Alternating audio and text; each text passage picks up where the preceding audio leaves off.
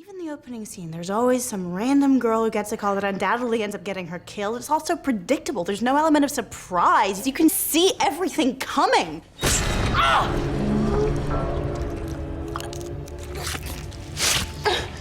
Did that surprise you?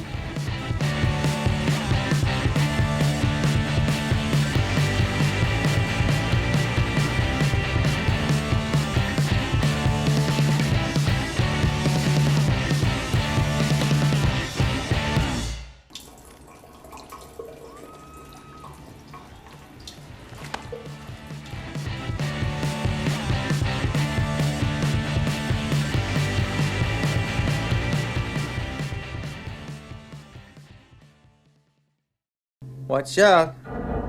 Watch out, Jamie. You know he's around. You know. Oh, there he is. I told you. He's right around the corner. Jamie, look behind you. Look behind you. Turn around. Behind you. Oh, turn. Behind you. Behind you, Jamie.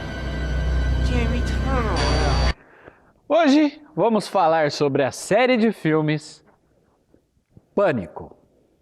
Você sabia que a capa do vilão era originalmente branca para que ele se assemelhasse a um fantasma? Ideia abandonada após apontarem uma enorme semelhança do assassino ao membro da Ku Klux Klan, e que o realizador Wes Craven pediu para os censores assistirem ao seu filme como se ele fosse uma comédia e não um terror, com o intuito de diminuir a classificação indicativa do primeiro Pânico, e que a morte do diretor da escola foi incluída após o produtor Harvey Weinstein notar que durante 30 páginas do roteiro, ninguém morria. A série Pânico pode ser considerada um dos auges da metalinguagem no cinema, principalmente no contexto da produção mainstream hollywoodiana, e especialmente no referente aos nossos amados filmes de horror. É um filme de terror cujos personagens são fãs de filmes de terror e estão tão inteirados nesse universo que, quando começam os assassinatos, rapidamente buscam desmascarar o assassino pensando nas pistas que um filme deixaria, mas sempre tentando não morrer como um personagem desses filmes morreria. E como diz um personagem coadjuvante negro no segundo filme... Yeah, but I want to report the news. I don't want to be the news. Besides, brothers don't last long in situations like this. De acordo com os personagens de Pânico, as regras do filme de terror são 6. 1. Você morrerá se transar. 2. Você morrerá se beber ou se drogar. 3. Você morrerá se disser, daqui a pouco eu já volto. 4. Você morrerá se perguntar, quem está aí? Who's there? Who's there? 5. Você morrerá se sair para investigar um barulho estranho. 6. Todos são suspeitos. Everybody's a suspect! Todos são suspeitos, e Craven nos faz sugestões em relação a vários personagens. E assim, acabamos desconfiando de literalmente todo mundo. Até que o personagem que julgamos culpado se vê sozinho no quadro, e rapidamente pressentimos sua morte. E por consequência trágica, também reconhecemos a inocência da próxima vítima. O futuro cadáver que era a nossa aposta da identidade do assassino. Ele sabe que o espectador está, como um detetive, procurando o culpado, e nos mostra como todos podem ter motivos para matarem.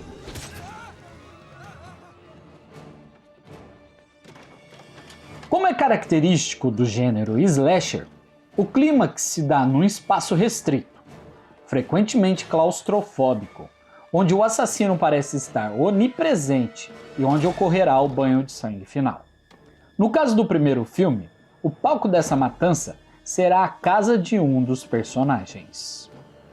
A sequência, que se estende por 42 minutos, foi rodada durante 21 dias, do pôr do sol ao amanhecer. Após o fim dessas exaustivas rodagens, conta-se que a equipe utilizava camisas com os seguintes dizeres: Eu Sobrevivi, a sequência 118. Craven também se farta de referenciar a história e a mitologia do cinema de horror. O zelador da escola, interpretado pelo próprio Wes Craven, é chamado de Fred e veste-se como Fred Krueger. Linda Blair, a criança possuída de O Exorcista, também tem um pequeno papel. A repórter que diz: Hi, who is this? Numa das clássicas sequências reencenadas em todos os capítulos da franquia, o Ghostface interroga uma jovem em uma intimidante conversa pelo telefone, recheadas de ameaças e referências a filmes de terror. O telefone toca e ouvimos a pergunta que iniciará o quiz macabro. Uma informação curiosa é de que o número de identificadores de chamadas cresceu vertiginosamente nos Estados Unidos após o lançamento em 1996. Fato que é parodiado no segundo filme. Nessas sequências, por exemplo, encontramos sempre uma homenagem ao clássico Psicose, pois Craven escala atrizes famosas como Drew Barrymore, Sarah Michelle Gellar e Anna Paquin, as quais encontram sua morte muito antes do que a fama delas pressuporia. A exemplo do caso de Janet Leigh em Psicose, quando Hitchcock surpreendeu o público matando sua estrela antes da metade do filme. Uma ousadia que a própria Drew Barrymore sugeriu na realização do primeiro filme. Ela deveria interpretar a protagonista, mas insistiu em ser escalada como Casey, para que assim o público acreditasse que naquele filme tudo poderia acontecer. Well, no, all I'm saying is that the horror genre is historical for excluding the African American element. Well, that's how you get your PhD in black cinema, Sister Soldier. Listen, I read my Entertainment Weekly, okay? I know my shit. Yeah, Maureen. I read my Black Beat too, homie. Tonight we're gonna have an all-black movie, all-black cast, all-black wardrobe, black eyes. O segundo Pânico foi lançado no ano seguinte ao primeiro filme. Como é usual na série, os comentários ao gênero do horror são férteis.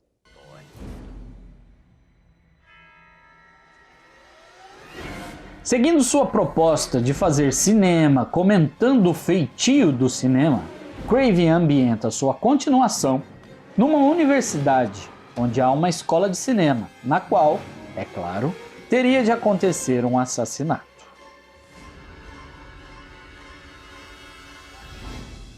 Numa cena, os alunos de cinema comentam como continuações costumam ser uma merda. Com Pânico 2, Craven prova o contrário. Outro alvo do cineasta é a tese de que filmes de terror levam os espectadores a cometerem atos violentos. No universo desse segundo filme, os personagens vão ver um filme baseado nos acontecimentos do primeiro filme. A partir desse lançamento, começam a acontecer assassinatos inspirados pelo legado dos Ghostface originais. E como de costume, o cinema é culpado por glamorizar a violência e ser má influência por detrás desses psicopatas. Um dos assassinos até cogita culpar o cinema por seus atos e assim ser absolvido de seus crimes. Mais umas curiosidades. Foi Robert Rodrigues que dirigiu o filme dentro do filme chamado Stab, que os personagens assistem em Pânico 2. Nem os atores sabiam a identidade dos assassinos até as cenas finais serem filmadas. E em diversas páginas do roteiro encontrava-se apenas a descrição: Wes Craven fará ser assustador. Aliás, você sabia quais as regras de uma sequência de horror? 1. O número de mortes é sempre maior.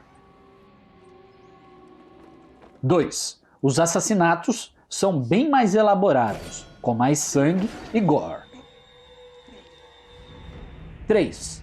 Nunca, absolutamente nunca, presuma que o assassino está morto. Se Pânico 2, em parte, se passa numa escola de cinema, Pânico 3 tem locações num estúdio de cinema. It's not just a new script, it's a new movie. What? Os assassinatos que darão fim a essa trilogia original e amarrarão a história do primeiro filme com o terceiro retornam por ocasião das filmagens de Stab 3, aquela franquia que existe no universo de Pânico e é baseado nos eventos ocorridos no primeiro filme. A franquia ficcional Stab é uma maneira de Craven cutucar os cacoetes dos filmes de terror. E claro, da indústria do cinema em geral. Ou você acha que ele perderia a oportunidade de colocar Ghostface torturando um famoso produtor? Como os outros, um terceiro filme também tem regras. Quais seriam as de um último capítulo de trilogia? 1. O assassino deve ser um super-homem. Apenas esfaqueá-lo não irá matá-lo. 2. Todos podem morrer, inclusive o protagonista. 3. O passado retornará para assombrar alguém.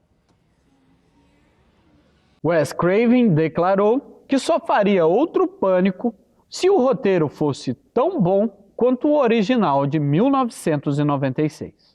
Em 2011, o diretor nos presenteou com o quarto capítulo da franquia. A própria publicidade do filme já dá o tom. Nova década, novas regras. No universo do quarto filme, a série Stab já está em seu 7º filme. E como brincam os personagens, apelou até para a viagem no tempo. Até Jogos Mortais recebe uma cutucada, quando uma das personagens chama a série de torture porn. It sucks. It's not scary, it's gross. I hate all that torture porn shit. No filme, a protagonista da série, Sydney, volta à sua cidade natal, palco do primeiro Pânico, para lançar sua autobiografia. E 15 anos depois dos primeiros assassinatos, mortes voltam a ocorrer. O cenário é o mesmo, mas agora os jovens filmam tudo. Filmam a própria vida com câmeras e celulares. Estará o assassino transmitindo suas mortes por streaming? Como retomar um clássico do horror nessa nova década? Para tentar compreender o que um dos maiores diretores da história do gênero pensa dos anos 2010, basta olharmos para o final cínico deste último Pânico. You forgot the first rule of remakes, Jill. Don't fuck with the original. Mas você? Vamos falar de você. What's your favorite scary movie? Pânico tornou-se recentemente uma série da MTV. E não há planos para um novo filme. Infelizmente, o grande Wes Craven faleceu em setembro deste ano, vítima de câncer aos 76 anos.